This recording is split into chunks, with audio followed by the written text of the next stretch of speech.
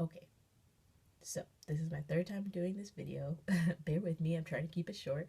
I keep making it go on long, so I'm gonna kind of rush it. If you haven't seen my first video where I say goodbye basically to my recruit, I guess at the time he's my recruit, then go ahead and check that out now. But I'm gonna jump straight into the video. Don't mind me if I sound like I'm rushing. I'm just trying to make sure that this doesn't get too long and boring for you. So yeah, I'm just gonna jump right on it. After I left the MEPS office and got home and all of that, I he was able to start texting me as he was on his way from the MEPS office to the airport. I didn't get as many texts as I would have liked, but I was just happy to be getting texts anyways. I could tell that he was probably having conversation with people, so he would like text, I text back right away, and then like a few minutes would go by, and then another text, I text back right away, you know. But when he got to the airport, he had a lot of time before his plane took off, probably about an hour and a half or so. So we got to talk on the phone for an hour, which was a pleasant surprise because I didn't know he'd had that much time to talk.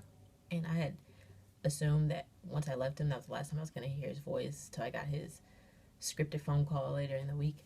But yeah, so that was really nice. I tried to use that time to encourage him and motivate him and just hear how he was doing and hear about the people that he was with and all of that. So then after we talked for a little over an hour, he used the rest of that time to make sure like he got some food and yeah, so he got on the plane, then let me know he's about to take off. So then he flew from St. Louis to Dallas, which was I think about a 2.5 hour flight if I'm not mistaken. Then when he got there, he texted me a little, not very much, just letting me know, like keeping me updated on what was going on. They didn't know if they were going to get off the plane or not, but they didn't because that's the same plane they were going to take to San Antonio. So as he's flying from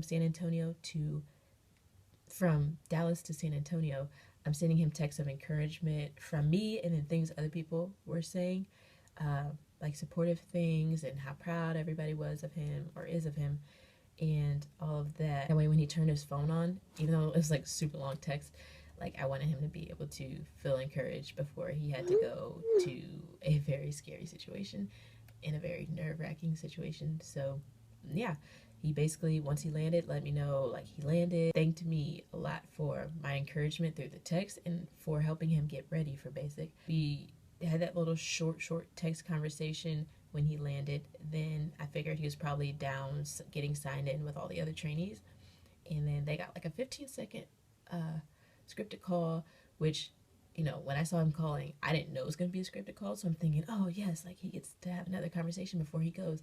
But then I realized, okay, this is scripted. He's just saying, I made it safely in San Antonio. I'll be calling you in 3 days. And he was like, bye. And I was like, love you.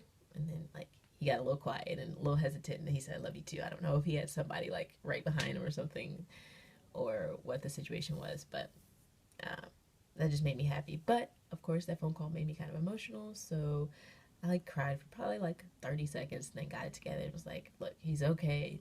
Nothing's even happening right now. He's in the airport. Okay. I knew he was probably about to get on the bus. And for the rest of that night, I watched Zero Night videos to kind of feel connected and know what he was doing and also know what to pray for him about. So yeah, I just spent the whole night watching videos and praying. And yeah, that's basically how the rest of Zero Night went. Now, Zero Day, which was the following day, first full day they're there, Wednesday, January 11th. I was getting my address templates ready, getting ready for his phone call that he was going to make on Friday, and talking to my mom about how he was going to call on Friday. And literally, as we're talking about that, he calls me. So I just hurry up and pick up the phone. And it's that scripted phone call where, basically he's like, you're the only person I'm calling. Please grab a pen and paper. I'm going to give you the address, whatever. So I'm kind of like speeding him through the address, letting him know I have most of the information. I just need the numbers. And because I thought we were going to be able to talk after that if I had kind of rushed him through so that we could use our time for real conversation. But we weren't able to, which kind of sucked. He went ahead and got off the phone after he finished the address.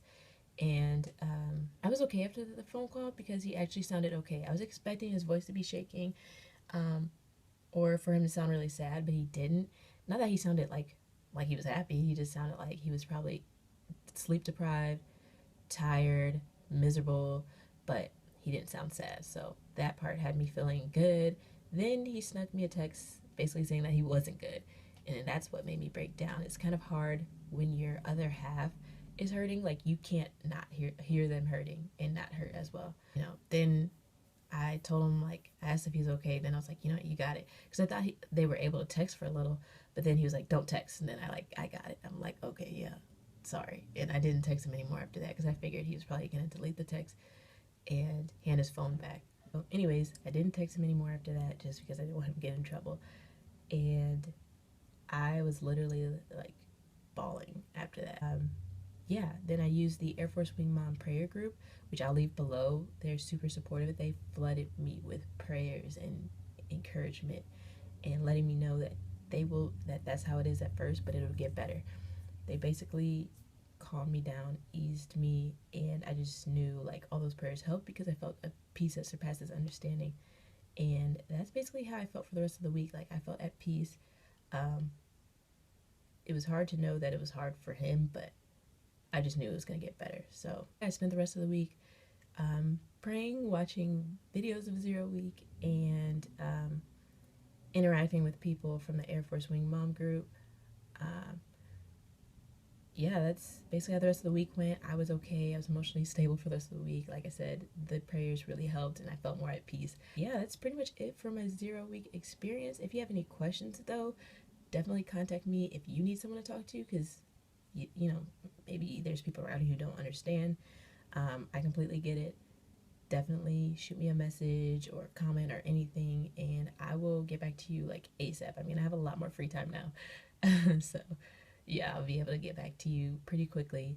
But yeah, I'll see you guys in my WAT 1 video, or my week of training 1 video. And yeah.